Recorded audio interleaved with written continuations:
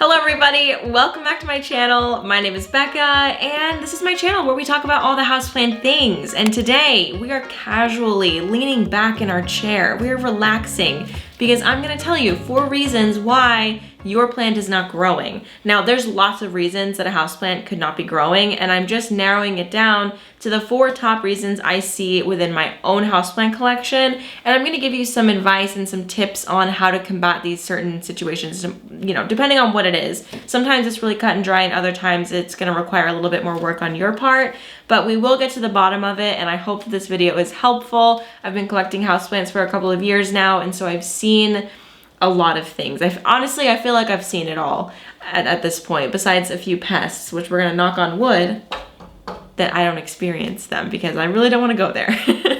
Anyway, let's get started. Okay, the first reason that your plant could not be growing is that it needs a repot. So that plant has been living in its pot for a year or more. Usually plants are gonna need to be repotted about every 1 to 2 years. Also, that depends on how ferocious and tenacious. Ugh, I was going so good there for a second, then I messed it up.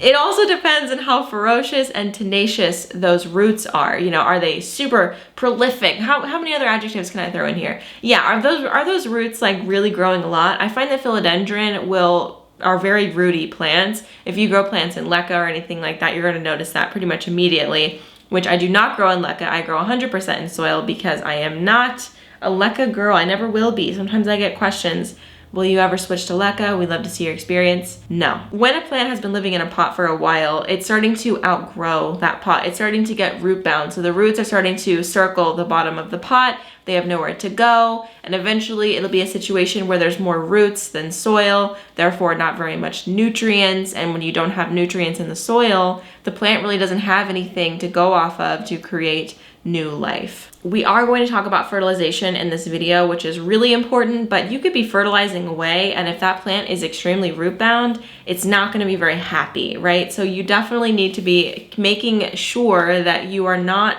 keeping a plant in a pot for too long. You're not going to need to repot all of your plants at the same time. It's sort of something that you're always going to need to be doing. And sometimes people ask me if you can still repot your plants in the winter time. And just to combat those questions, I still repot in the wintertime if a plant really, really needs it. If it can wait a couple months, then I'm gonna wait until summer or spring. But it's never been a big issue for me to have to repot a plant in the wintertime. The plant has always been fine, and I just need to monitor it. And the reason that, you know, they say you're not supposed to do that is because the plant is dormant, and it's just like disturbing the plant more than it needs to be disturbed during that like sleeping period for the plant. But again, I've never really had any major issues, and I think that, you know, if we're talking about outside plants, that's probably more where that issue comes into play. But when we're looking at an indoor jungle and our houses are typically between, you know, 65 to 80 degrees, if it's not growing, might be time to repot. Check and see if it's been a while, check those roots, see if there's any coming out of the bottom of the pot. The next reason that your plant could not be growing is that it's just not getting enough light. So obviously plants need light. I don't feel like I need to say that. I feel like everybody knows that at this point. Plants need light, and if they're not getting light, they are not going to grow. Simple. They use the light to, you know, photosynthesize and turn that light into food, and that's a very simplified rendering of what is actually going on, but without light, your plant is not going to grow. So definitely make sure that when you're buying plants, you know what direction your windows face. So do you have east-facing windows, north, west, south? Do you have like southeast windows, northwest windows? What's your situation? Make sure that you know that before you walk into a store and go shopping, because if you don't know that, you're going in blind, and you could come home with a cactus and only have a north window, which is a no-no in my opinion. Definitely there have been off situations where someone was successful with a cactus in a north window, but I'm gonna say that's not a majority of the experiences, definitely not my experience. So that's why I always say cactus, south window, ficus, south window. But you know, you're gonna find what windows work best with your plant collection as you are developing your skills, and as you're collecting more and more plants, you're going to have a better understanding of your windows, how your plants interact with that light. You know, do you have trees over your windows covering up the light? I have a really big, beautiful south window in my kitchen, and you'd think, wow, this is exciting, I have a south window. Wrong. There's a huge tree right outside of it that covers like completely, so that like no direct sun comes in the summertime. But in the wintertime, we get lots of direct sun in that window. And that reminds me, I need to put up curtains before winter comes, because it's always so annoying to be standing there and the sun is like in my eyes because the tree is naked, right?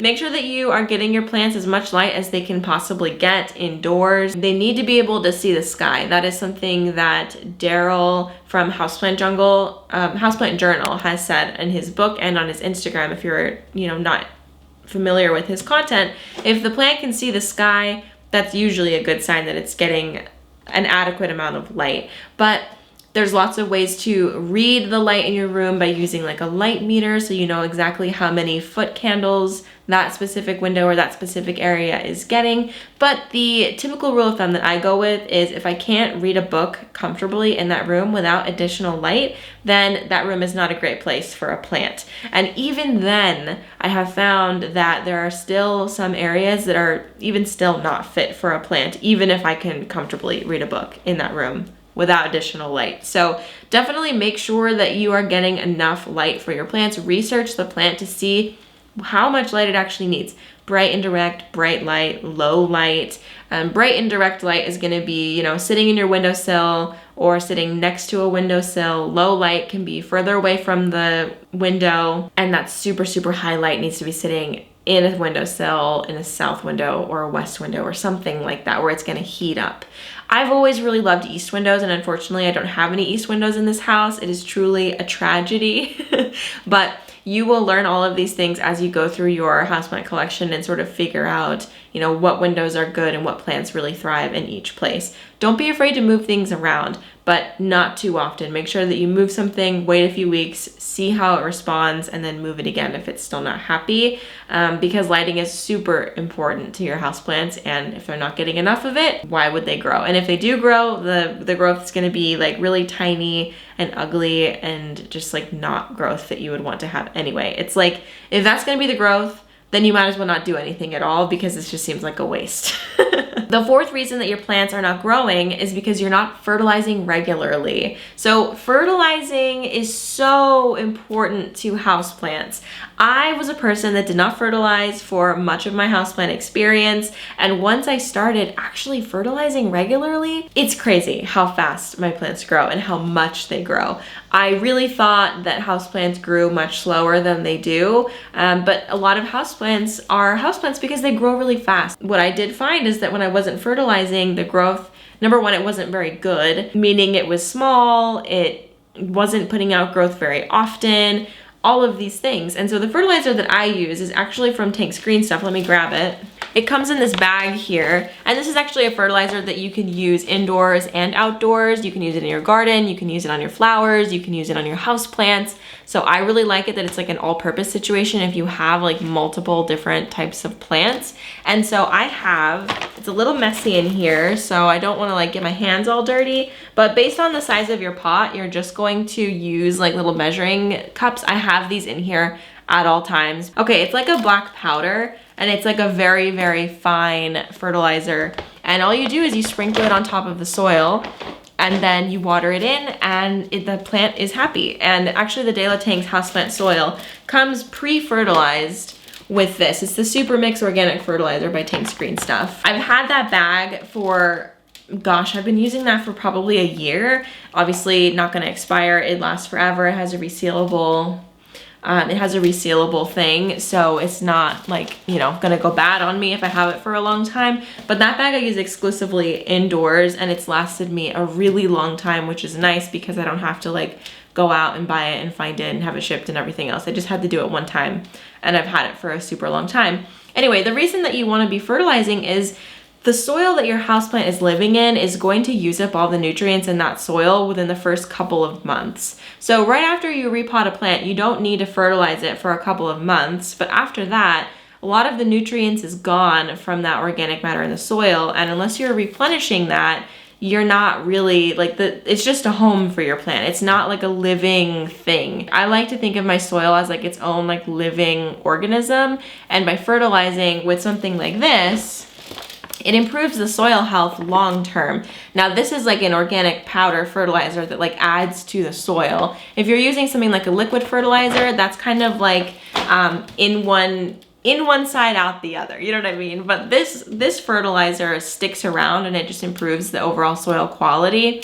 But there's nothing wrong with using like liquid fertilizer that you just like, you know, water soluble stuff that you pour in. It's just that that's more of like a shot of growth. Like to think of that like a 5-hour energy drink, and think of something like this as like a week of really good meals where that plant is getting like a ton of nutrients over a long period of time. So you can fertilize based on your specific style and how you want to fertilize your plants. It's like totally a personal decision. And I have a video on fertilizer, basically like a fertilizer 101. This was like a very quick crash course fertilizer moment, but if you want to learn more about it, I really highly suggest that you do, because your plants are going to be growing so much better, so much faster, putting out bigger growth when they have the nutrients that they need in order to do that. And the last reason that your plant is probably not growing, it has a pest, which is probably the worst news of this whole video, because this is the thing that like really feels out of our control and can feel very scary. But I'm happy to say I have a video about pests, and we go over all of the major houseplant pests that you're probably going to run into at some point or another. So, you know, spider mites, thrips, mealybugs, scale, fungus gnats. We go over all of those things so you know what to do when you have them, and also what it looks like, what the damage looks like. That video is probably one of my most helpful resources on my channel, so if you haven't seen it, I will link it down below. Yeah, pests are a really big reason why your plant won't grow, or why it'll try to grow and then that growth will fall off. Specifically, like with Hoyas, that's been happening with me and I didn't know why. But then we've all been hearing about flat mites, which is like a very, very tiny microscopic bug that attacks a lot of Hoya. And it kind of just looks like your Hoya isn't growing and it's stopping growth. And for a long time, people said it was because of humidity. But in more recent months and years, we're realizing that there's this new pest that none of us knew about called a flat mite. So my friend Adam made a live stream about this if you're interested in checking that out. Plus we talk about it a lot on our podcast, because Adam has been dealing with this on his own for like a year or maybe even 2 years, and no one knew what it was. So anyway, pests are a really big reason why your plant isn't going to be growing, why the leaves are going to be suddenly dying. So if you are a person who looks at your plants every day or even every other day, you just like, sorry, camera battery died, but we are back. I'm a talky girl, chatty girl. Anyway, so yeah, if you're a person who looks at your plants and monitors them like every day to every few days, you are definitely going to notice when a plant is going downhill. And so I really suggest that you take observations of your plants. You actually look at them.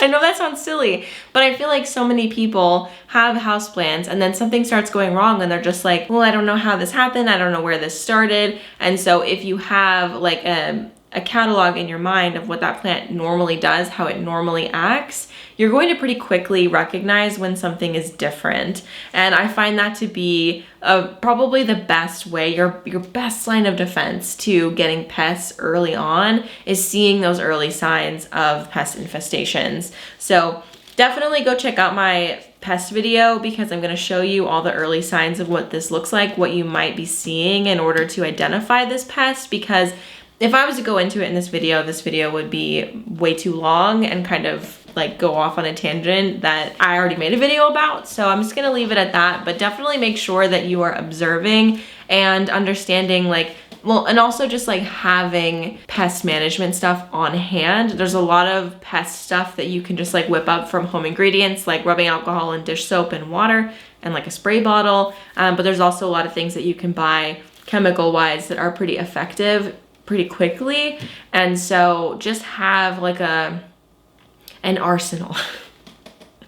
Have a stock of items that can combat a plant pest infestation right away as soon as you find it, because if you have to like go out to the store and find the right product, it's just a whole thing. So that might happen the first time you ever find a pest, is you're gonna have to go out and buy the stuff, obviously, but you know, buy enough where if you can treat this singular issue and then you can also treat future infestations, and then it'll be more like a restock rather than you stress buying this stuff because you know, you didn't know what you needed, so you're ending up buying like 5 different things and then it just becomes very wasteful. All right, friends, that is the advice for the day. I hope that you enjoyed hearing me chit chat about this. There are lots of reasons why a plant might not be growing, but these are definitely the top 4. If you are interested in hearing more advice, if there's anything specifically you'd want advice on for any of these topics, let me know down below in the comments and I will, you know, get back to your comment, maybe make a video.